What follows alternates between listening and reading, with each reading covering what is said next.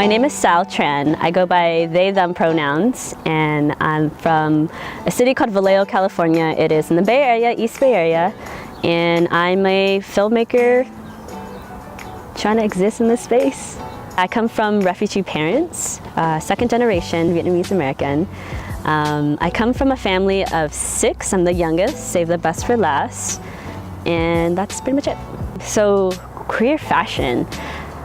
For me, coming from a low-income background, I felt like I couldn't perform in the ways that queer Western aesthetics, white aesthetics was. I just couldn't relate to. I've always wanted to strive to be that way, but it was inaccessible. And the ways that I feel like I can be really true to survive in a space that is very limiting was through fashion.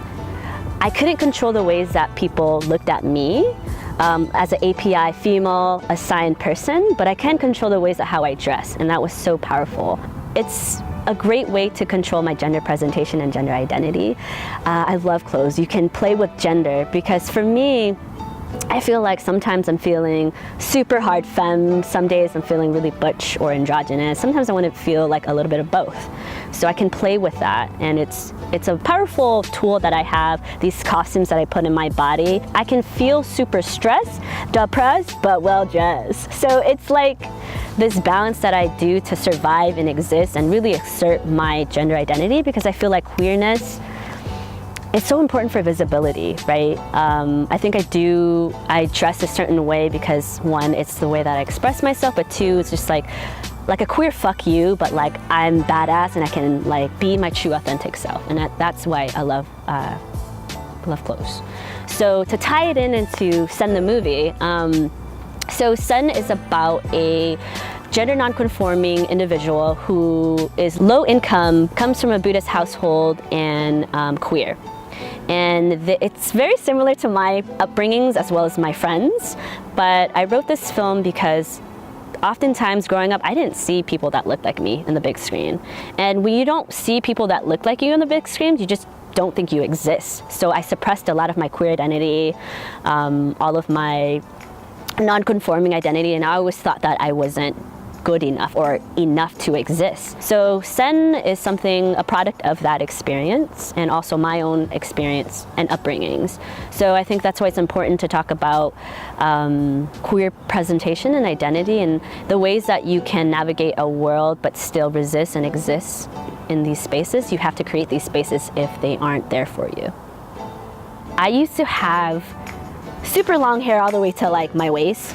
And it was like very girly femme, typical ABG, whatever. I remember everyone always telling me, wow, you look so pretty with your long hair. Everyone men reacting to me in a certain way because of my long hair, and then just me thinking like, wow, like how do I perform in certain spaces? Because in straight spaces, I feel like I'm being fetishized, being API and female by white men. And then in queer spaces, I was labeled too straight because I was femme passing, and I felt like there was like femmephobia and all of these things. And I didn't know how to exist in these spaces. Also being in the queer spaces, I felt like I wasn't queer enough. As people were responding to my aesthetic, I just decided, I was like, I don't want to hold this power of femininity in my hair, which is nothing wrong with that, but this is just the process that I went through. I decided to cut it. Whether you have long hair or short hair, there's different ways people treat you and what power they give you, what power they don't. So it's really interesting on how the way you present through your hair there's different power dynamics. So I interviewed 13 people throughout California and just documented their stories on how hair affects their gender presentation or gender identity. And they're all API, non-binary, and folks. So it's pretty awesome. It's so hard to watch it because it's me at such a young age. Eyebrows were different. Oh, Jesus Christ, yes, it was different. But eyebrow games evolve, just blend, blend. Growing up, I didn't feel like I had a space to be non-binary and queer and Vietnamese all in the same space. I felt like I always had to choose a space or like prioritize one over the other. Like when I'm in Vietnamese spaces, I feel like I'm too queer. When I'm in queer spaces, I feel like I'm too API, or I don't know, too Asian, or I don't know, it's like labeled a certain way. So when I started being active or trying to find a space that embodied all of that unapologetically, it feels really liberating to really finally own up to that identity and being really proud of being queer, non-binary Viet.